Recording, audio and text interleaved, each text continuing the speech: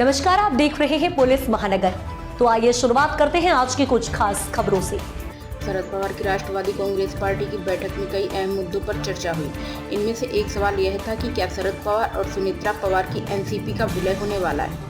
इस सवाल के जवाब में शरद पवार ने तो चुप्पी साध ली, लेकिन सुप्रिया सुले ने स्पष्ट रूप से विलय के कयासों पर विराम लगा दिए और कहा कि भविष्य में ऐसा कुछ नहीं होगा। राष्ट्रवादी कांग्रेस पार्टी की बैठक में विधायकों ने पार्टी के विलय के मुद्दे पर सीधे सवाल उठाए।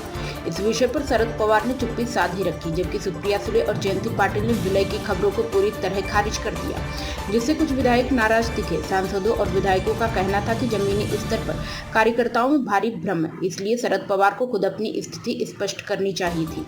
पिछले दिनों सुनील तटकरे और प्रफुल्ल पटेल की शरद पवार से हुई मुलाकात और अजीत पवार गुट में बढ़ती नाराजगी के कारण इस विलय की चर्चा को और हवा मिली थी। इसी भ्रम को खत्म करने के लिए प्रदेश अध्यक्ष शशिकांत शिंदे ने साफ किया कि अब विलय की चर्चाओं पर पूरी तरह से पूर्ण विराम लग चुका है।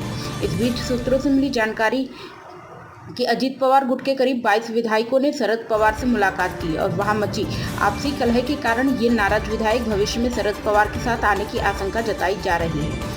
शरद पवार की एनसीपी की बैठक में यह चर्चा हुई कि संगठन को मजबूत कर बड़े उत्साह के साथ आगे बढ़ाना है। पूरी ताकत के साथ पार्टी को खड़ा करने पर चर्चा हुई।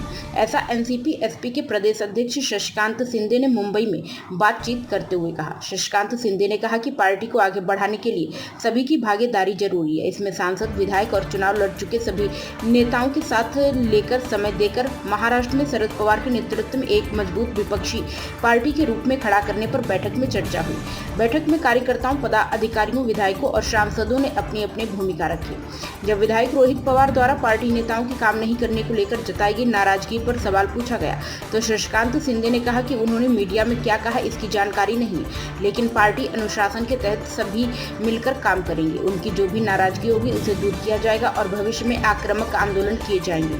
शशिकांत शिंदे ने कहा कि पार्टी जल्दी एक शिविर आयोजित करेगी। आज नीट परीक्षा का मुद्दा, ईंधन दरों में बढ़ोतरी और महंगाई जैसे कई सवाल हैं। इन मुद्दों को लेकर अब पार्टी को मजबूत किया जाएगा और संगठनात्मक ढांचे के भीतर रहकर आगे बढ़ने का प्रयास किया जाएगा। अब तक की खबरों में बस इतना ही। ऐसे ही खबरों के लिए बने रहें हमारे साथ। तब तक के लिए नमस्कार।